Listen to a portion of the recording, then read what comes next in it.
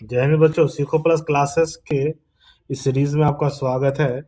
ये मैट्रिक का जो एग्जाम हो रहा है 18 फरवरी को जो हुआ है, पहला शिफ्ट में जो एग्जाम हुआ है उसका सॉल्यूशन है। ठीक है, इसमें 100 ऑब्जेक्टिव प्रश्न का आपसे पूछा गया था, जिसमें 50 क्वेश्चन का देना है।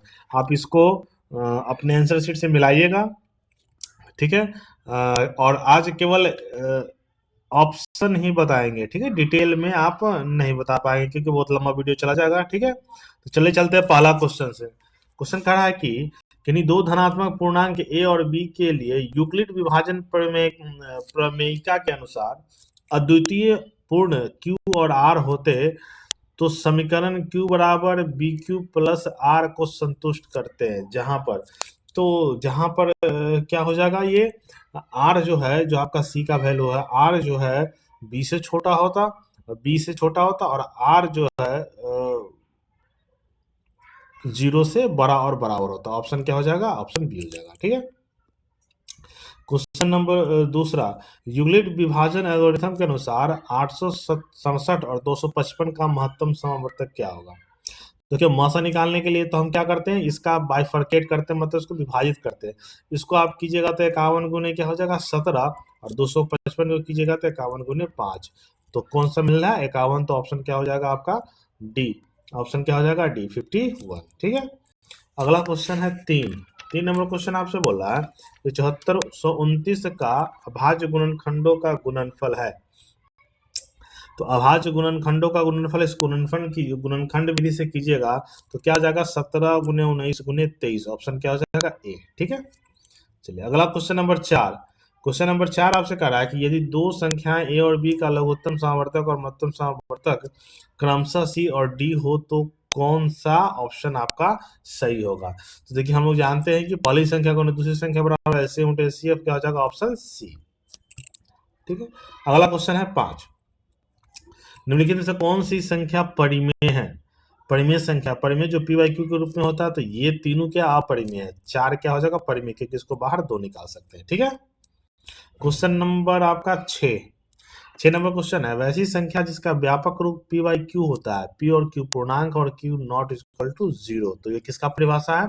ये परिमेय संख्या, रेशनल नंबर का है। ठीक है, चलिए क्वेश्चन नंबर 7, कड़ाई की वैसी संख्या जिसका दशमलव प्रसार न तो शांत है, शांत मतलब होता है न शांत है, मतलब कि हमेशा दशमलव का बढ़ता जाता है, और न ही आवर्ती है, मतलब नहीं बार बार आता है, तो उसको हम क्या कहते हैं? ठीक है, तो उसको हम क्या बोलते हैं? अपरिमेय संख्या। क्या बोलते हैं? अपरिमेय संख्या। ठीक है, अगला क्वेश्चन आपका है 8, 3 माइनस 2√5 का स्क्वायर करना है। तो ए माइनस बी का स्क्वायर, ए का स्क्वायर कीजिएगा तो 9, बी का स्क्वायर कीजिएगा तो 2 दूनी 4 पंचे 20, इसका मतलब 29 से शुरू होगा। ऑप्शन ए या बी। ठीक है, और अगर हम बात करें कि इसको कौन सा ऑप्शन हो जाएगा सॉल्व कीजिएगा, तो ये सॉल्व कीजिएगा क्या हो जाएगा आपका? ऑप्शन ए, क्योंकि माइनस है तो माइनस आएगा। ठीक है, क्वेश्चन नंबर 9, बहुपद x square minus 4x plus 3 का गुणनखंड क्या होगा? इसको गुणनखंड करने का तरीका होता है, पहले बार गुना किया जाता है, इसको तोड़ते हैं तो -3 और -1 में आपका टूटता है। ठीक है, -3 और, तो इसका सही ऑप्शन क्या हो जाएगा? x-1 और x-3। अगला क्वेश्चन आपका ये है 10 नंबर क्वेश्चन, कि बहुपद x square plus 7x plus 10 के शून्य, मतलब इसका आपका रूट निकालना है, कौन सा 2x अल्फा बीटा का वैल्यू होगा। तो 10 को हम क्या लिख सकते हैं? 7 को जब तोड़ेंगे तो कितना? 3, 2 और 5 में छूटेगा, चूंकि ये प्लस है तो यहाँ पर निगेटिव होगा। आंसर क्या हो जाएगा आपका? -2 -5। ठीक है, अगला क्वेश्चन है 11, कह रहा है कि बहुपद 6x square minus 7x minus 3 के शून्यों का योगफल पूछ रहा है, अल्फा प्लस बीटा बराबर minus c by a, b by a होता है। ठीक है, तो यहाँ बी का वैल्यू 7 हो जाएगा और ए का वैल्यू 6 हो जाएगा, तो ऑप्शन क्या हो जाएगा आपका? Option B, 7/6। क्वेश्चन नंबर आपका 12 है, बहुपद 2x square plus 3x plus 1 के शून्यकों का गुणनफल मतलब अल्फा इंटू बीटा का पूछा है, तो इसका क्या होता है? c/a। c का वैल्यू 1 और a का वैल्यू आपका 2 है, तो यहाँ पर ऑप्शन क्या हो जाएगा 12 का? डी। अगला क्वेश्चन आपका है 13 नंबर है कि शून्य -3 और 2 वाला बहुपद क्या है, मतलब इसे चारों में से किसको रूट निकालेंगे तो आपको शून्य, मतलब कि एक द्विघात समीकरण हो जाएगा। ठीक है, तो इसको आप सॉल्व कीजिएगा तो क्या हो जाएगा आपका? Option B, x² + x - 6। इसका हम शॉर्ट डिस्क्रिप्शन नहीं दे सकते हैं क्योंकि बहुत समय लगेगा, और इसको आप ज़्यादा से ज़्यादा शेयर भी कीजिएगा, ठीक है ना। क्वेश्चन नंबर 14, रैखिक समीकरण युग्म जो आपको दिया गया है कि आलेखीय निरूपित है, इसके कौन सा सॉल्यूशन होगा। देखिए यहाँ ए का वैल्यू 1 है और बी का वैल्यू 3 है, तो और यहाँ a1 का वैल्यू 1 है, a2 का 3 है, b1 का -1 है, मतलब 1/3 बराबर नहीं होगा -1/4 का, मतलब a1/a2 बराबर नहीं है b1 और b2 को, तो क्या होगा, प्रतिच्छेदी रेखा होगा, मतलब एक समीकरण होगा, ठीक है। सॉल्यूशन आपका एक ही बनेगा। क्वेश्चन नंबर 15, रैखिक समीकरण युग्म जो ये आपको दिया हुआ है हमें, a1/a2 बराबर b1/b2 बराबर c1/c2, इसके कितने हल होंगे, तो जब तीनों आपस में अगर बराबर होते हैं तो इसके कोई हल नहीं होते हैं, ठीक है। चलिए क्वेश्चन नंबर 16, एक सेकेंड, क्वेश्चन नंबर 15 को फिर से देखिए तो क्या है, a1/a2 बराबर b1/b2 बराबर c1/c2, अगर तीनों बराबर है तो इसको कितने हल होंगे, इसके अनंत हल होंगे, सॉरी ये एक लॉन्ग क्वेश्चन ऑप्शन हो गया था, अनंत हल होंगे, ठीक है ना, बहुतेरे हल होंगे। क्वेश्चन नंबर 16 नंबर क्वेश्चन है कि रैखिक समीकरण युग्म जो आपको दिया है आलेखित निरूपित यदि समांतर रेखाएं हैं, तो समांतर रेखाएं तो कौन सा होगा, तो समांतर रेखा में कौन सा होगा, a1/a2 बराबर b1/b2 बराबर नहीं है c1/c2 का, ऑप्शन क्या हो जाएगा आपका सी।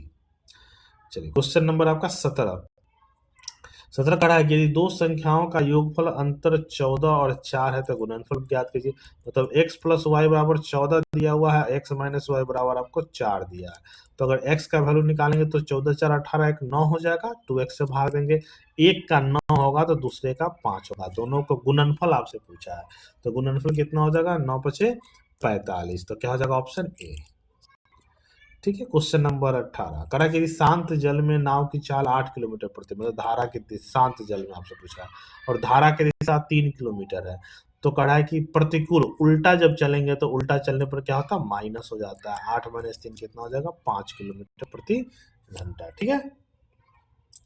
चलिए क्वेश्चन नंबर आपका 19 आपसे पूछा है कि यदि चर x में x² plus bx plus c बराबर 0 एक द्विघात समीकरण कहलाता है, तो a b c की वास्तविक संख्या होगी, तो क्या हो जाएगा, मतलब अगर द्विघात होगा मतलब ये वैल्यू कभी भी 0 नहीं होना चाहिए, मतलब a is not equal to 0 होगा, ठीक है।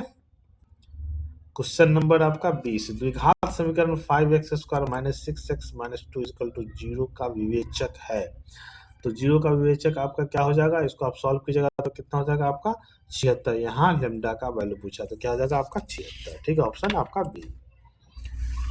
क्वेश्चन नंबर 21 आपका है, इस बार केवल आप मिलाइए कि कौन कौन सा क्वेश्चन आपको सही हुआ है। द्विघात समीकरण x² माइनस 3x माइनस 10 के मूलों की प्रकृति है, इस मूलों की प्रकृति क्या हो जाएगी, ए वास्तविक हो जाएगा और क्या हो जाएगा, असमान हो जाएगा, ठीक है, रियल वैल्यू आएगा और दोनों वैल्यू समान नहीं होगा, ठीक है। क्वेश्चन नंबर 22 कहा कि द्विघात समीकरण bx² plus ax plus c equal to 0 जहां b is not equal to 0 के विवेचन का मान क्या हो जाएगा, तो यहाँ विवेचन का मान, यहाँ d का वैल्यू, d बराबर क्या होता है b² माइनस 4ac, तो यहाँ विवेचन का मान d equal not equal to b is not equal to 0, तो ये ऑप्शन क्या हो जाएगा आपका ये a² माइनस 4bc, ठीक है, यहाँ a के बदले आपको b दिया है, b के बदले a दिया है, ठीक है, ऑप्शन क्या हो जाएगा ए। क्वेश्चन नंबर 23, यदि 3xy और 15 समांतर श्रेणी है, मतलब उसका डिफरेंस बराबर है, मतलब कि x माइनस 3 बराबर है आपका 15 माइनस वाई, तो क्वेश्चन कर रहा है x प्लस वाई, तो x प्लस वाई इधर हो जाएगा, 3 प्लस हो जाएगा, तो 15 3 कितना हो जाएगा 18, तो ऑप्शन क्या हो जाएगा बी, 18 आपका सही आंसर होगा, ऑप्शन बी। क्वेश्चन नंबर 24, अनुक्रम संख्या 5 9 13 17 21 का सार्व अंतर, मतलब कॉमन डिफरेंस आपसे पूछ रहा है, तो 5 और 9 में अंतर कितने का है, 4 का है, तो 13 और 9 में अंतर कितना है आपका 4 का, तो ऑप्शन क्या हो जाएगा, ऑप्शन सी हो जाएगा, 24 का क्या हो जाएगा आपका ऑप्शन सी, ठीक है। अगला क्वेश्चन आपसे पूछा है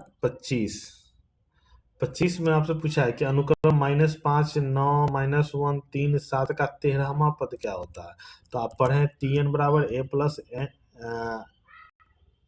a minus n minus 1d हम लोग पढ़े हैं, तो a का वैल्यू यहाँ पर कितना दिया हुआ -5 और 12, और d का वैल्यू कॉमन डिफरेंस कितना 7 में से 3 गया तो 4, तो 12 चुका 48, 48 में से अगर 4 गया तो कितना हो जाएगा आपका 44, इसका सही आंसर क्या हो जाएगा सॉरी 5 गया तो 43, ऑप्शन क्या हो जाएगा आपका सी, ठीक है ना। 25 का क्या हो जाएगा आपका सी। चलिए अगला क्वेश्चन है आपका 26। 26 में क्या पूछा है, यदि प्रकृत संख्याओं का योगफल होता है तो को योग है n into n plus one by two, एक फॉर्मूला है, ठीक है। ऑप्शन आपका बी हो जाएगा। क्वेश्चन नंबर 27 है कि 11 प्लस 12 प्लस 13 45, तो कहा इस सब का जोड़ कितना होगा, है ना। तो आप जोड़ कीजिएगा तो कितना होगा, n into n plus one by two होता है, ठीक है। तो n इंटू कितना हो गया 45 इंटू एन प्लस वन, आपका 46 बटा क्या हो जाएगा आपका 2 हो जाएगा, ठीक है। तो देखिए इसको आप सॉल्व कीजिएगा तो क्या होगा आपका, आप यहाँ पर देखिए 2 से काटेंगे तो आपका 23, इसको गुना कीजिएगा कितना हो गया 1035 में से 55 घटाएंगे तो कितना 980, ऑप्शन क्या हो जाएगा आपका बी हो जाएगा, ठीक है। चलिए अगला क्वेश्चन आपसे पूछ रहा है कि समांतर श्रेणी रूट 7 रूट 28 रूट 63 का अगला पद क्या होगा। समांतर श्रेणी है तो इसको डिफरेंस की अगर हम बात बोले तो इसको अगर हम करेंगे तो कितना का 7 चौका 28 रूट 7 है, इसको घटाएंगे तो 7 चौका 28 2 रूट 3 होगा, इसको 9 से 3 रूट 3 होगा, 3 रूट 7 होगा। तो अगला कितना होगा 4 रूट 7, तो 4 चौका 16 को 7 से गुना करेंगे तो कितना होगा 112 होगा, ठीक है। चलिए अगला क्वेश्चन आपका है 29 नंबर, ठीक है। 29 नंबर क्या क्वेश्चन है कि समांतर श्रेणी 3 7 11 15 के कितने पदों का योगफल 406 होता है। तो कितने पदों का एसन का प्रयोग हम लोग करेंगे, ठीक है ना। एसन का प्रयोग कीजिएगा तो पद की संख्या कितनी आ जाएगा आपका 14, सॉल्व करना अभी संभव नहीं है, ठीक है। क्वेश्चन नंबर 30 क्या समांतर श्रेणी के n पदों का योगफल इतना दिया हुआ था, उसका nवां पद कौन होगा। इसको सॉल्व कीजिएगा तो इसका कितना आ जाएगा, इसको सॉल्व कीजिएगा कितना होगा आपका 5 माइनस 2n, ऑप्शन क्या हो जाएगा आपका ए, ठीक है। क्वेश्चन नंबर 31, निम्नलिखित में किस प्रकार के सभी त्रिभुज समरूप होते हैं। समरूप मतलब समरूप, देखने में बराबर, इसको बोलते हैं समरूप। तो कौन से होगा आपका समबाहु, ठीक है। समबाहु त्रिभुज देखने में क्या होता है समरूप होते हैं। क्वेश्चन नंबर आपका 32, समान भुजाओं के दो बहुभुज समरूप है तो उसकी संगत भुजाओं में संबंध क्या हो जाएगा। तो उसका क्या होता है समानुपाती होता है। अगर दो त्रिभुज समरूप होते हैं तो उसका भुजा समानुपाती होता है, ठीक है। क्वेश्चन नंबर आपका 33, ये दो त्रिभुज का क्षेत्रफल दिया हुआ है 4 और 9, तो संगत भुजाएं तो क्षेत्रफल आपका स्क्वायर में होता है, संगत भुजाएं सिंगल होता है, तो रूट 4 और रूट 9 कितना हो जाएगा 2 और 3 का हो जाएगा, ऑप्शन डी हो जाएगा, ठीक है। क्वेश्चन नंबर आपका 34, त्रिभुज ए बी सी और डी एफ समरूप है, ठीक है ना। तो कह रहा है कि ए बटा बी, ए बी बटा डी 3 और 5 के अनुपात में है, ठीक है। 3 और 5 के अनुपात में है, ठीक है। तो क्वेश्चन कर रहा है एफ ई और सी ए कौन से अनुपात में होगा, ठीक है ना।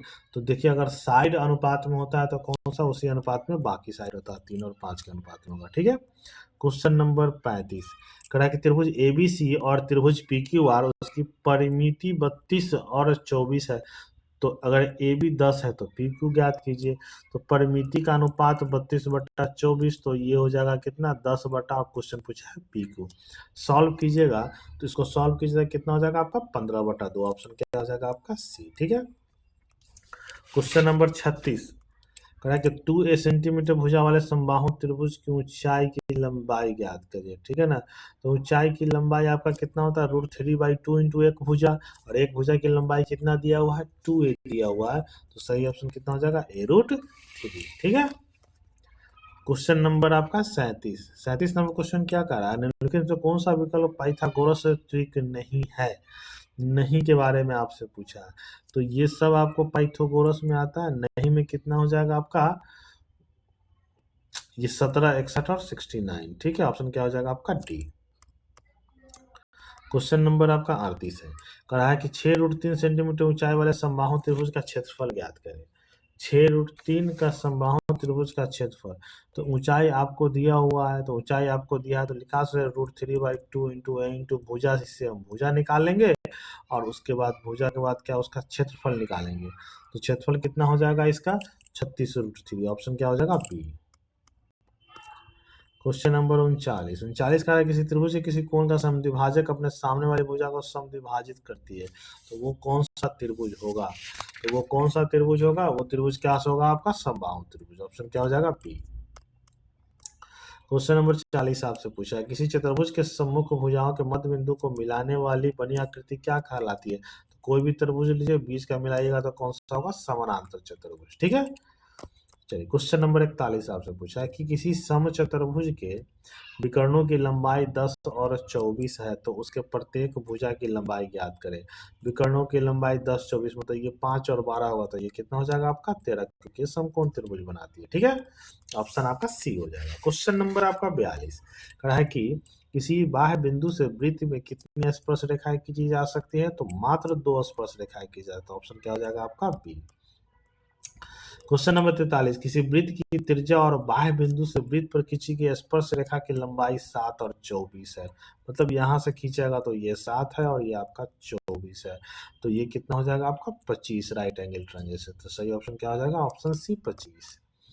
अगला क्वेश्चन आपका 44 है। ठीक है, 44 नंबर क्वेश्चन क्या करेंगे, यदि किसी वृत्त की जीवा और त्रिज्या की लंबाई क्रमशः 16 और 17 है, जीवा की लंबाई आपका 16 दिया हुआ है, वृत्त की लंबाई आपका 17 है, तो वृत्त से केंद्र के बीच की दूरी पूछा, ये 17 है और 16 है तो ये 8 हो जाएगा, तो 17 और 8 के बीच का राइट एंगल ट्रायंगल क्या चाहिए होता है आपका 15 होता है। ठीक है, तो ऑप्शन हो जाएगा आपका बी। क्वेश्चन नंबर 45 चक्रीय चतुर्भुज के सम्मुख कोणों के किसी भी युग्म का योगफल क्या होता है, कितना समकोण होता है, तो सम्मुख भुजों का योग क्या होता है 180 होता है, मतलब 2 समकोण के बराबर होता है। ठीक है, क्वेश्चन नंबर आपका 46 निम्नांकित रेखा युग्मों में से कौन किसी वृत्त के समानांतर नहीं हो सकते हैं। निम्नांकित रेखाओं में से कौन किसी वृत्त में समांतर समांतर नहीं हो सकते हैं, तो एक जीवा और एक स्पर्श रेखा कभी भी समांतर नहीं हो सकते हैं। ठीक है सर, एक जीवा और एक स्पर्श रेखा नहीं समांतर हो सकते हैं।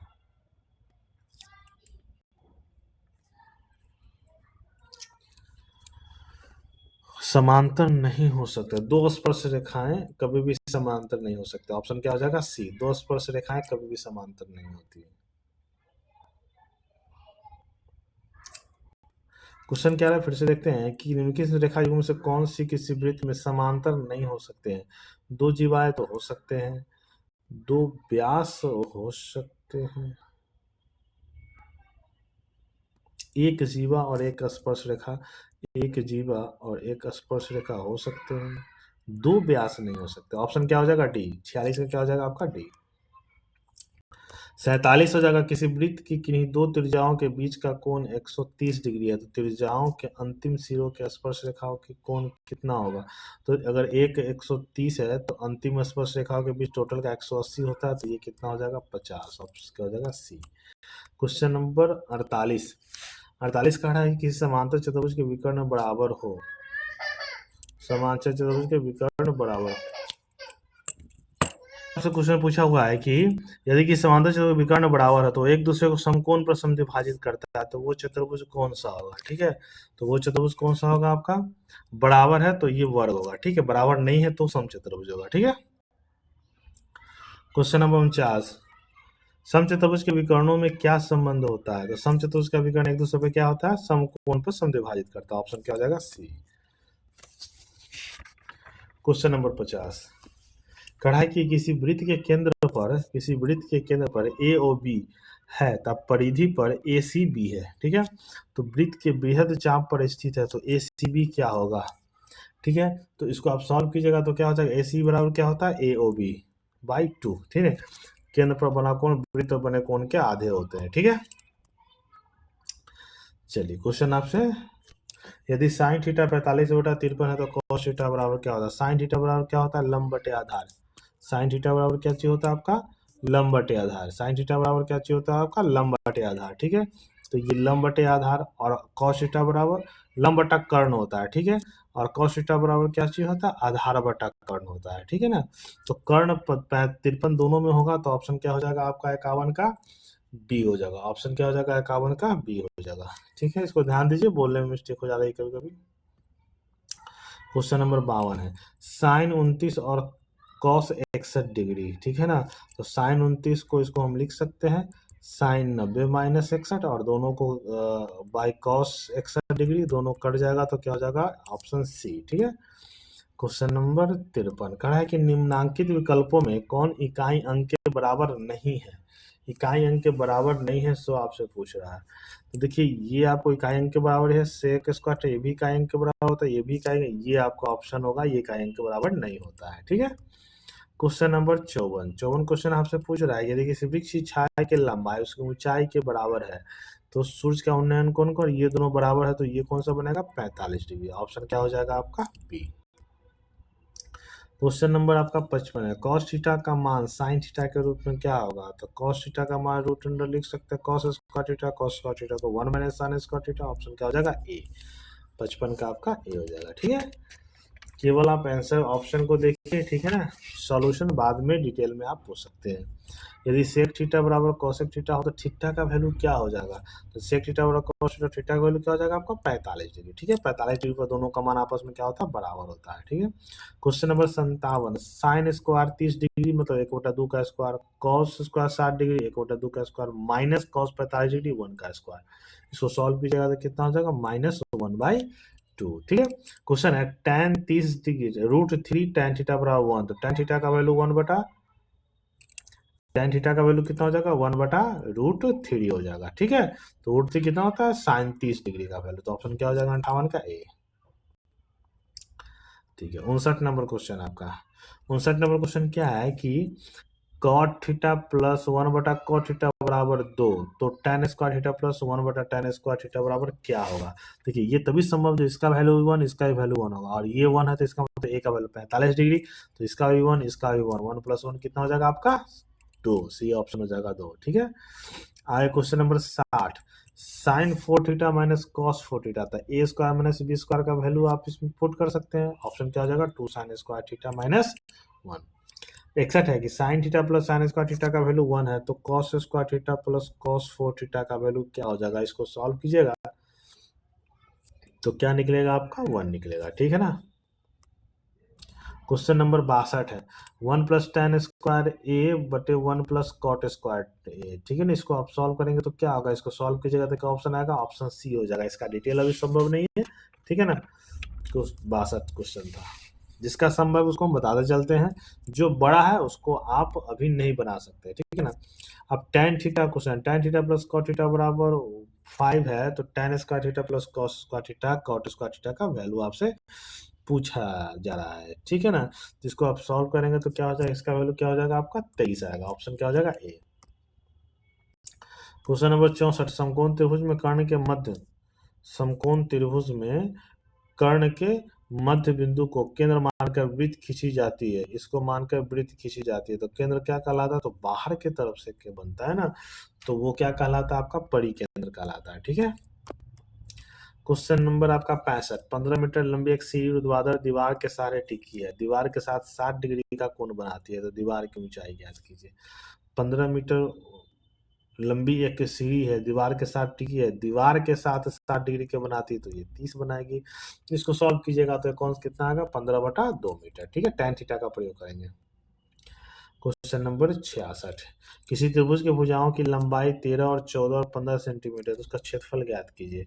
इसको क्षेत्रफल हम कैसे ज्ञात कर सकते हैं, Heron formula, s into s minus a into s minus b into s minus c, और एस का वैल्यू +b+c/2 होता है। सॉल्व करेंगे तो कितना होगा, 84 सेंटीमीटर स्क्वायर। ठीक है, क्वेश्चन नंबर 67, किसी दीवार के चारों दीवारों का क्षेत्रफल जिसकी लंबाई क्रमशः एल बी और एच है, फॉर्मूला आपसे पूछा है, तो चारों दीवार के क्षेत्रफल क्या होता है, 2 into L plus B into H, 2 into लंबाई प्लस चौड़ाई गुने ऊंचाई होता है। ठीक है, क्वेश्चन नंबर आगे 68, 68 नंबर क्वेश्चन आपसे पूछा है कि समद्विबाहु त्रिभुज के बराबर भुजाओं में प्रत्येक की लंबाई 13 सेंटीमीटर है, आधार 24 सेंटीमीटर है, तो इसका क्षेत्रफल ज्ञात कीजिए। तो ये आप ऐसे भी बना सकते हैं, ये 13 ये 13 ये 24 है, तो 12 आपका बनेगा, और ये ऊंचाई 13 12 है, तो ये 5 बनेगा, 12×5 = 60 कितना हो जाएगा आपका, ये आपका 24 हो गया, ये 5 होगा, 24×5 120/2 कितना हो जाएगा, 60 सेंटीमीटर स्क्वायर। ठीक है, चलिए क्वेश्चन नंबर आपका 69, यदि समबाहु त्रिभुज का क्षेत्रफल 36√3 है तो इसकी परिमिति ज्ञात कीजिए। क्षेत्रफल बराबर √3 = 4 इंटू भुजा का स्क्वायर, इससे आप भुजा निकालिएगा तो इसका एक परिमीटर हो जाएगा आपका, एक भुजा 36 आएगा, 6 आएगा, इसका परिमिति पूछा है तो 6 इंटू 3 18 आएगा, 18 × 3 = 54, 12 सेंटीमीटर, इसका एक भुजा निकालिएगा तो क्या आ जाएगा आपका 12 सेंटीमीटर, 12 3 36, ऑप्शन क्या हो जाएगा आपका सी। ठीक है। क्वेश्चन नंबर 70, किसी वर्ग के विकर्ण की लंबाई 10√2 सेंटीमीटर है तो इसका क्षेत्रफल ज्ञात कीजिए। 10√2 सेंटीमीटर वर्ग का विकर्ण है तो √2 इंटू ए, इसका एक भुजा निकालेगा तो कितना हो जाएगा आपका 10 हो जाएगा, और इसका क्षेत्रफल निकालेगा तो 10 का स्क्वायर 100 होगा। ठीक है। क्वेश्चन नंबर 71, कहा है कि बिंदु इतना और इतना के बीच की दूरी ज्ञात करें। √x2 - x1 का स्क्वायर के फॉर्म पर हम बना लेंगे। 15 में से अगर 9 ज्ञात तो 6, 11 में से 3 ज्ञात तो 8, दोनों का स्क्वायर करेंगे, रूट कितना हो जाएगा आपका 10 इकाई, ऑप्शन बी हो जाएगा। ठीक है। क्वेश्चन नंबर आपका 72 है, कह रहा है कि 0700 और 24 ठीक है ना, इस त्रिभुज के परिमिति वाले क्या हो सकता है, तो देखिए ये आप निकाल सकते हैं, एक 0007 और 024, तो ये 7 24 और ये कितना हो जाएगा आपका 25, और तीनों को जब हम जोड़ेंगे तो कितना हो जाएगा आपका 56 इकाई, 7 24 और 25 को। ठीक है। क्वेश्चन नंबर आपका 73, मूल बिंदु से बिंदु इतना की दूरी ज्ञात कीजिए। तो मूल बिंदु से कितना 60 का स्क्वायर प्लस 11 का स्क्वायर सॉल्व कीजिएगा तो 61 इकाई आएगा। ठीक है। क्वेश्चन नंबर आपका 74, कहा है कि यदि बिंदु 1 2 0 0 ए भी एक रैखिक है, एक ही रेखा पर है, तो क्या हो जाएगा, जब एक ही रेखा पर तो दोनों का स्लोप बराबर होता है, x2 - x1 बटे y2 - y1, फिर इसको दोनों का स्लोप निकालेंगे तो इससे जो रिजल्ट आएगा वो रिजल्ट आपका क्या बनेगा 2a बराबर b, ऑप्शन क्या हो जाएगा सी। ठीक है। क्वेश्चन नंबर आपका 75 पूछा है, स्थिर से दिया हुआ 3 7 7 0 8 4 से बने त्रिभुज का क्षेत्रफल, फिर से आप s का प्रयोग कर सकते हैं, s into s minus one, ये भी हो सकता है, या आप इसको कर सकते हैं x1 इंटू y2 - y3 का जो फॉर्मूला होता है उसका उपयोग कर सकते हैं। ठीक है ना, तो सही ऑप्शन क्या आ जाएगा आपका 8 सेंटीमीटर स्क्वायर आएगा। ठीक है। क्वेश्चन नंबर 76, क्वेश्चन करा है कि अर्धवृत्त का परिमिति क्या होता है, ये अर्धवृत्त का परिमिति ये आपका 2r और नीचे पाई आर प्लस 2r, ऑप्शन क्या हो जाएगा आपका सी। क्वेश्चन नंबर 77 है, 28 सेंटीमीटर व्यास वाले वृत्त की परिधि आपसे पूछा है, व्यास था, आर का वैल्यू आपका 14, 2 पाई आर। ठीक है ना, 2 पाई आर आप इसको लिख सकते हैं। ठीक है, व्यास के वृत्त की परिधि 2 पाई आर। ठीक है, तो सही ऑप्शन क्या हो जाएगा आपका 88 सेंटीमीटर। अगला क्वेश्चन आपका 78 है, कह रहा है कि 14 सेंटीमीटर त्रिज्या वाले वृत्त की त्रिज्यखंड की परिमिति 50 सेंटीमीटर है, त्रिज्यखंड का केंद्रीय कोण क्या होगा, इसको सॉल्व कीजिए, कितना आ जाएगा आपका 90 डिग्री। ठीक है ना, इस पर फॉर्मूला का प्रयोग होता है, त्रिज्यखंड का फॉर्मूला 360 का प्रयोग किया जाता है। ठीक है। 79, एक तार 28 सेंटीमीटर त्रिज्या वाले वृत्त के रूप में मुड़ी हुई है। ठीक है ना, उसे पुनः वर्ग के तार के रूप में मोड़ने उसे कितनी भुजा की लंबाई होगी, तो देखिए इसका जब आप निकालिएगा तो इसकी भुजा की लंबाई कितनी आएगी, ऑप्शन सी 44 सेंटीमीटर। ठीक है। चलिए क्वेश्चन नंबर आपका 80 है, यदि वृत्त के क्षेत्रफल वर्ग के क्षेत्रफल के बराबर हो तो उसकी परिमिति का अनुपात कितना होगा। वृत्त का क्षेत्रफल होता है, भुजा का वृत्त का क्षेत्रफल होता है पाई आर स्क्वायर, और वर्ग का क्षेत्रफल होता है भुजा का, परिमिति बराबर है तो इसको तुलना करेंगे तो ये कितना हो जाएगा √पाई और 2 का अनुपात आएगा। ठीक है। क्वेश्चन नंबर आपका 81, यदि दो वृत्तों के परिधि का अनुपात 3 4 है तो क्षेत्रफल कितना होगा। परिधि 3 4 है तो क्षेत्रफल इसका स्क्वायर होता है 3 3 9 4 4 16, ऑप्शन ए। ठीक है। क्वेश्चन नंबर आपका 82, एक त्रिज्यखंड के केंद्रीय कोण का मान 60 डिग्री है, तो त्रिज्या 21 सेंटीमीटर, तो चाप की लंबाई आपसे पूछ रहा है। ठीक है ना, तो देखिए त्रिज्यखंड के केंद्रीय कोण 60 डिग्री है तो चाप की लंबाई कितना हो जाएगा 21 सेंटीमीटर। ठीक है। क्वेश्चन नंबर आपका 83, 6 सेंटीमीटर किनारे वाले 3 घनों के घनाभ को बनाने हेतु प्रारंभ के अंत तक जोड़ा जाता है, तो परिणामी घनाभ क्या होगा। जब हम 3 को जोड़ेंगे तो एक लंबाई 18 हो जाएगा, बाकी और 6 होगा। ठीक है ना, और इस तीनों को गुणा करेंगे तो कितना आपका बनेगा 648। ठीक है। क्वेश्चन नंबर आपका 84 है, यदि दो गोलों के पृष्ठ क्षेत्रफल 16 और 9 सेंटीमीटर के अनुपात में तो आयतन क्या होगा। पृष्ठीय क्षेत्रफल अगर ये है तो इसका रेडियस का अनुपात अगर निकालते हैं तो कितना 4 3, और इसका क्यू करते तो 64 और 27 आता, ऑप्शन आपका बी है। क्वेश्चन नंबर आपका 85, यदि घन के संपूर्ण पृष्ठ क्षेत्रफल 864 वर्ग सेंटीमीटर, इसका आयतन क्या होगा, तो इसको आप निकालिएगा तो आयतन कितना हो जाएगा आपका 1728 का, एक भुजा निकालेंगे तो कितना आ जाएगा आपका 12 आ जाएगा। ठीक है, तो ऑप्शन क्या हो जाएगा ए। क्वेश्चन नंबर आपका 86 पूछा है, यदि घनाभ के 3 आसन्न फलकों के क्षेत्रफल एक्स वाई जेड हो तो घनाभ का आयतन क्या हो जाएगा। इसका आयतन आपसे पूछा है तो इसका आयतन क्या हो जाएगा √x y z, ये आसन्न मतलब सतह का क्षेत्रफल दिया हुआ तब आपसे पूछ रहा है। ठीक है। क्वेश्चन नंबर 87 आपसे पूछा है कि एक बेलन की ऊंचाई 14 सेंटीमीटर, वक्र पृष्ठीय क्षेत्र 264 है, इसका आयतन ज्ञात करें। तो आयतन ज्ञात करने के लिए आप क्या करेंगे, यही 264 चौज करेंगे तो कितना आंसर आ जाएगा आपका 396 सेंटीमीटर स्क्वायर। ठीक है। क्वेश्चन नंबर 88, निम्नलिखित में से केंद्रीय प्रवृत्ति के किस मापन की गणना के लिए संचयी बराबरता सारणी की आवश्यकता होती है। तो संचयी बराबरता सारणी की आवश्यकता कब होती है, माध्यिका निकालने के लिए। ऑप्शन क्या हो जाएगा आपका बी। क्वेश्चन नंबर 89, प्रथम 10 अभाज्य संख्याओं की माध्यिका ज्ञात करें। अभाज्य संख्या किससे शुरू होता है, 2, 3, 5, 7 ऐसे शुरू होता है। इसका जब माध्यिका निकाल, इसका जो क्या अभाज्य संख्या का माध्यिका जब निकालेंगे तो उसका वैल्यू कितना आ जाएगा आपका 12। ऑप्शन क्या हो जाएगा बी। ठीक है। सममित बारंबारता वितरण सारणी में होता है, क्या होता है, तो क्या होता है, माध्य बराबर बहुलक बराबर माध्यिका होता है। ऑप्शन क्या हो जाएगा आपका सी। ठीक है। क्वेश्चन नंबर 91, यदि किसी बारंबारता के वितरण का माध्य और बहुलक क्रमशः 28 और 16 तो माध्यिका क्या होगा, तो आप उसको निकाल सकते हैं। ठीक है। तो सही ऑप्शन क्या हो जाएगा आपका सी 24। ठीक है। क्वेश्चन नंबर आपका दिया 92 आपसे दिया है कि 24 संख्याओं का औसत शून्य है, तो इसमें अधिकतम कितनी संख्याएं शून्य से बड़ी हो सकती है। तो 24 का अगर शून्य है तो कितनी संख्याएं बड़ी होगी, 23 संख्याएं बड़ी हो सकती है। ठीक है ना। क्वेश्चन नंबर आपका 93, एक निश्चित घटना की प्रायिकता होती है, तो हमेशा क्या होती है, एक निश्चित घटना प्रायिकता हमेशा की निश्चित घटना है तो ये एक ही होगी। ठीक है ना। क्वेश्चन नंबर 94, एक पासे में एक बार उछाला जाता है तो अभाज्य संख्याओं के आने की प्रायिकता क्या होती है। तो एक अभाज्य संख्या जिसमें कितना होता है, 2, 3 और 5, 3 ही होता है। तो कितना हो जाएगा 3/6। सही ऑप्शन क्या हो जाएगा, ऑप्शन ए 1/2। क्वेश्चन आपसे ये पूछा 95, निम्नांकित में से कौन सा विकल्प घटित घटना प्रायिकता नहीं हो सकती है, नहीं होने की अगर आपसे बोला है तो नहीं हो, तो एक से ज्यादा प्रायिकता आपका कभी नहीं होता है। ठीक है ना। तो ऑप्शन क्या हो जाएगा ए, ये नहीं संभव, हमेशा एक से कम या एक के बराबर होता है। 96 क्वेश्चन है, पीई के किस घटना ई की प्रायिकता को दर्शाता है। ठीक है ना। तो क्या होता है, पी का वैल्यू हमेशा 1 से छोटा और 0 से क्या होगा, हमेशा बड़ा होगा। Option C. Question number 97। ठीक है ना। पहले आप इसका आंसर मिला लीजिए, एक असंभव घटना की प्रायिकता होती है, क्या होती है, तो हमेशा 1 से अधिक होता है। ठीक है ना। क्वेश्चन नंबर 98 क्वेश्चन करा है कि एक पासे को एक बार उछाला जाता है तो एक विषम संख्या आने की प्रायिकता क्या होती है। विषम संख्या 3 होता है तो प्रायिकता कितनी हो जाएगी आपका 1/2। ऑप्शन आपका सी होगा। क्वेश्चन नंबर है 99, 1 से 30 तक के संख्याओं में से यादृच्छिक एक संख्या चुनने आता है, तो चुनी गई संख्या के अभाज्य संख्याओं की प्रायिकता क्या होगी। 1 से 30 तक 10 अभाज्य संख्या है और 30 करेंगे तो 1/3 होगा। ऑप्शन क्या हो जाएगा बी।